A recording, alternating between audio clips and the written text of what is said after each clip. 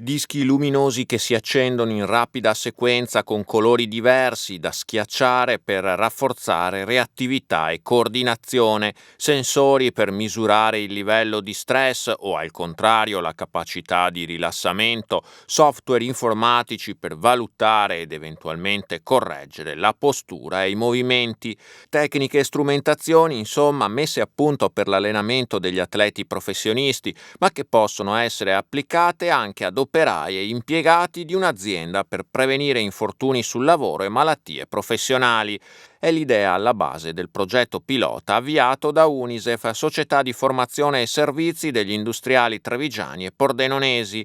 Nell'Unisef Lab, il laboratorio esperienziale dell'ente alle porte di Treviso, è stato creato un vero e proprio percorso sul tema, suddiviso in varie postazioni. L'obiettivo del progetto è quello di agire sulla sicurezza attiva, cioè di valutare la componente umana nella prevenzione, che può essere degli infortuni o delle problematiche legate alle attività operative. Lo sport ha prodotto in questi ultimi anni degli studi molto interessanti, anche delle strumentazioni che possono essere spese per il mondo del lavoro. A testare per primi le metodologie sono stati i rugbisti del Benetton Treviso, uno dei club più titolati della palla ovale italiana, che oggi milita nel campionato italo-celtico Pro 14 e in Coppa Campioni. Un gruppo di giocatori dei Leoni Biancoverdi si è cimentato negli esercizi e nelle analisi.